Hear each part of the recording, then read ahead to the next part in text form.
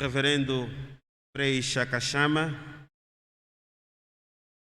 obrigado por convidar-me para partilhar convosco a palavra de Deus neste domingo 8º do tempo comum.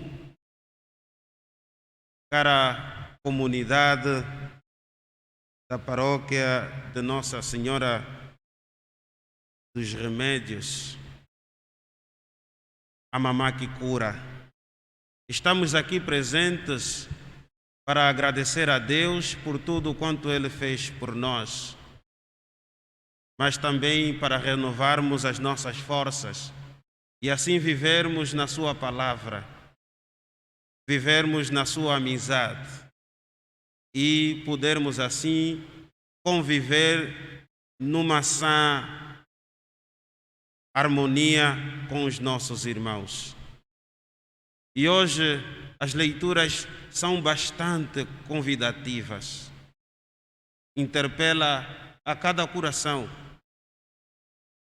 interpela a cada consciência.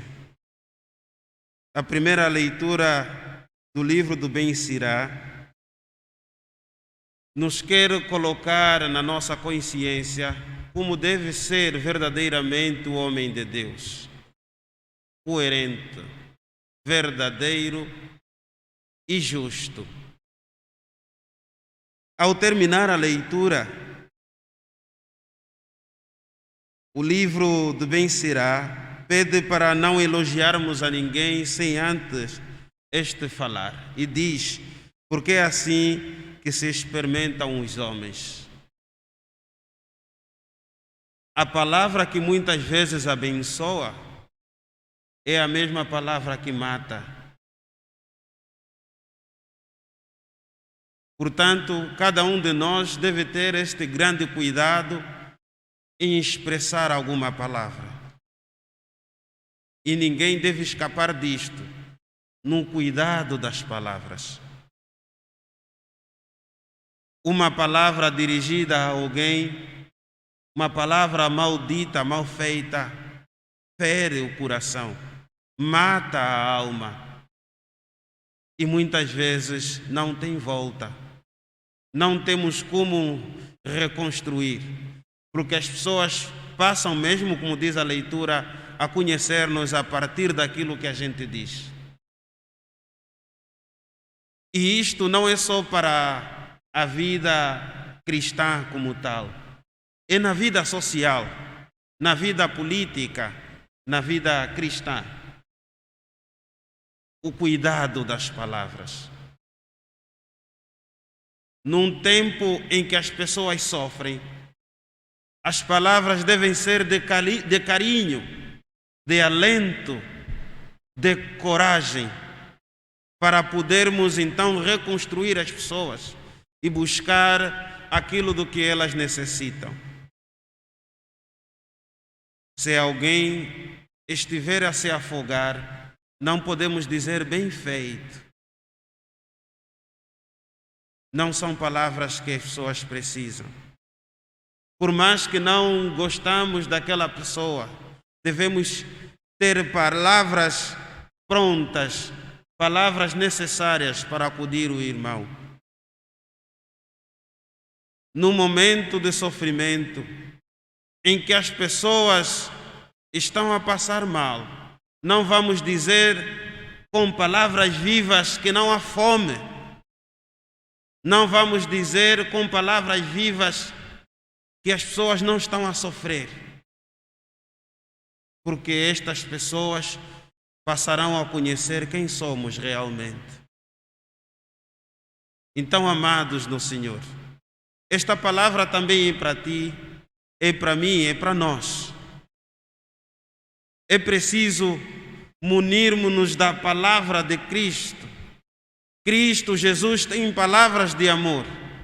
Antes de expressarmos alguma coisa, é preciso refletirmos. Qual será o impacto desta palavra que eu vou dizer? Terá um impacto construtivo ou deverá destruir as pessoas? Deverá destruir a nação? Deverá destruir a sociedade? Deverá destruir a família? E nisto, a família deve ser o exemplo. Quando um pai se dirige a um filho, o filho passa a conhecer quem realmente é o pai. Se é um pai que tem carinho ou um pai que tem desamor. Quando um esposo dirige uma palavra à sua esposa, a esposa realmente passa a conhecer o seu esposo. E também se dá com a esposa. Deve ter palavra de carinho aos filhos e também para com os maridos, porque é isto que constrói a família. Palavras. E continuando a dialogar, podemos pensar, juntando a primeira leitura com a do Santo Evangelho, como deve ser realmente o homem. O homem deve ser pessoa, primeiramente, deve ser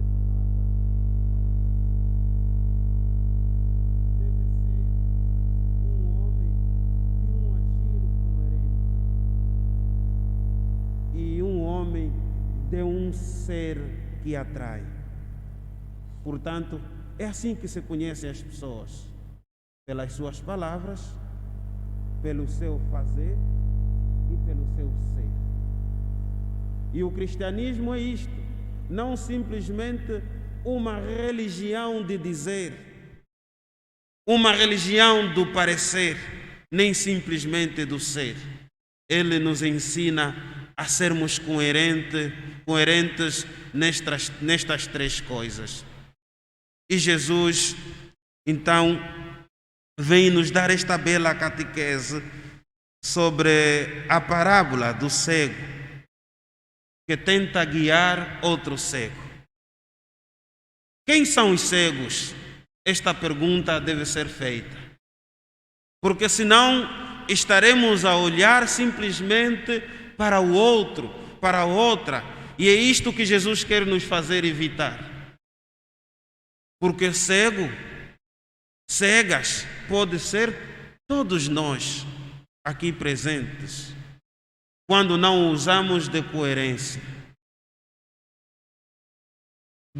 Querer guiar outro cego, enquanto nós também somos, significa o seguinte: muitas vezes nós só estamos para apontar os erros dos outros.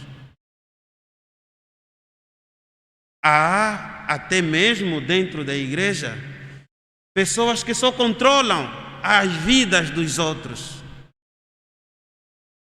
e não querem ter controle sobre a sua própria vida. E isto faz da comunidade uma comunidade sem Jesus.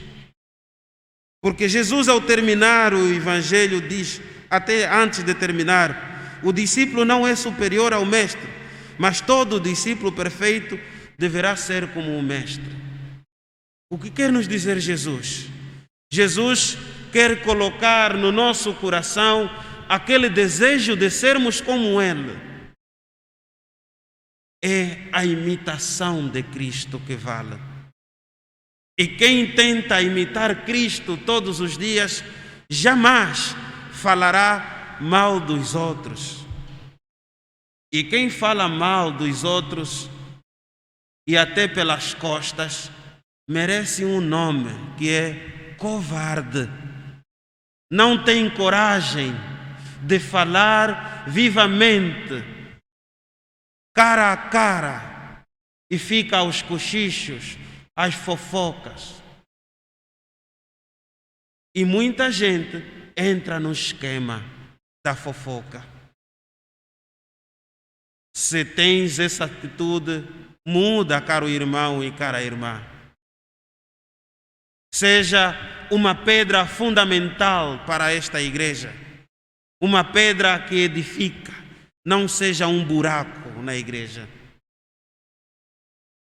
E Jesus continua.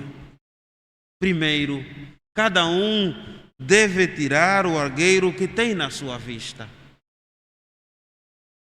É como quem diz: como dizia Jesus, quem não tem pecado, que atira a primeira pedra. E muitos têm essa coragem, sabendo que também têm pecado, mesmo assim atiram a pedra. Significa que são gente, ou é uma gente sem escrúpulo, sem consciência alguma, tem uma consciência dura, laxa, uma consciência queimada. E Jesus nos quer colocar uma nova consciência, um novo coração, para podermos agir segundo Ele. Quanta trave há no nosso olho. Muitas vezes somos cegos para os nossos próprios pecados. Isto não significa que nós não vamos pecar, mas devemos ser aquelas pessoas que reconhecem que são gente falhas, gente que falha, mas que diante desta situação se coloca aos pés de Jesus, batendo no peito: Senhor, tende piedade de nós, tende piedade de mim, porque sou pecador. E nisto a igreja é feliz quando começa a Santa Missa. Começa logo depois da evocação da Santíssima Trindade, nos diz: confessemos os nossos pecados. E isto não deve ser uma expressão muito barata, não deve ser uma bajulação. Jamais alguém consegue bajular a Deus. Deus conhece o nosso coração. E nós dissemos assim: confesso a Deus Todo-Poderoso e a vós, irmãos, que eu pequei muitas vezes por pensamentos e palavras.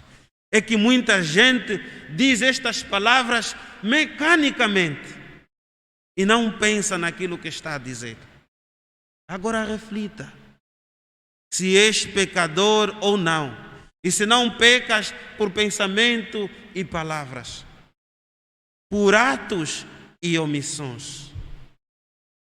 Como é que alguém que diz isto todos os dias, sempre que participa da missa, tem coragem de sempre apontar o dedo ao outro e não olha para a sua própria vida?